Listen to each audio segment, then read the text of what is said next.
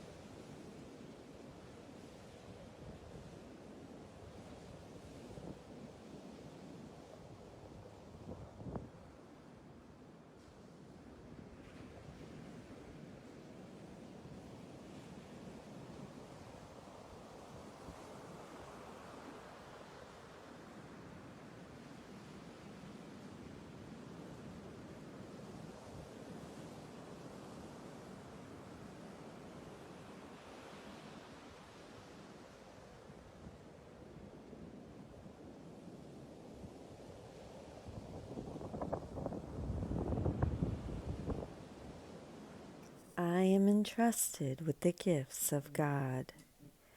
This lesson is one of the more important ones in the workbook, as Jesus articulates why we have such difficulty accepting His gifts. In this sense, it is a wonderful summary of one of the major emphases of A Course in Miracles, helping us contrast and eventually choose between two identities: the ego's special self we cherish and our one true self as Christ, to which forgiveness gently leads us. One can also see a parallel to the gifts of God, the prose poem Helen took down that contrasts the ego's gifts with God's. Betray it not, become the living proof of what Christ's touch can offer everyone. In the text, Jesus asks us to witness to others the living proof what his gentle touch can offer us. And I'm going to read the text, chapter 11, section 6, paragraph 7. You will not find peace until you have removed the nails from the hands of God's Son and taken the last thorn from his forehead. The love of God surrounds his Son, whom the God of crucifixion condemns. Teach not that I died in vain. Teach rather, I did not die, by demonstrating that I live in you. For the undoing of the crucifixion of God's Son is the work of the redemption, in which everyone has a part of equal value. Thus, Jesus asks, become the living proof of the effects of choosing Christ's vision. Through the peace that comes, you become a teacher of peace. God has entrusted all his gifts to you. Be witness in your happiness to how transformed the mind becomes, which chooses to accept his gifts and feel the touch of Christ.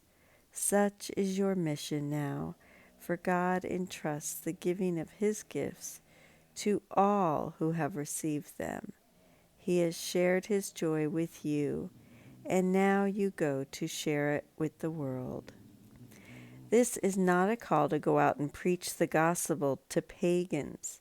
You share God's joy with the world by your awareness that you are not the figure in the dream. People may experience you this way, but in the holy instant, you know your reality is outside it. The gifts of God's love with which you have been entrusted can now be shared with all who still believe themselves unworthy of such a gift.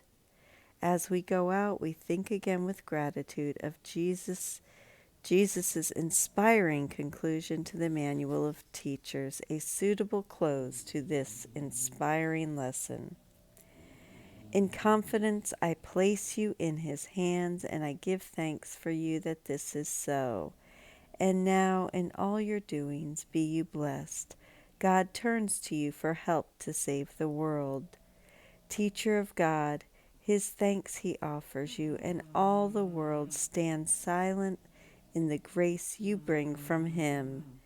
You are the Son he loves, and it is given you to be the means through which his voice is heard around the world, to close all things of time, to end the sight of all things visible, and to undo all things that change.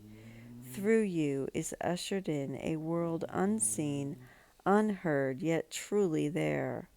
Holy are you, and in your light the world reflects your holiness, for you are not alone and friendless.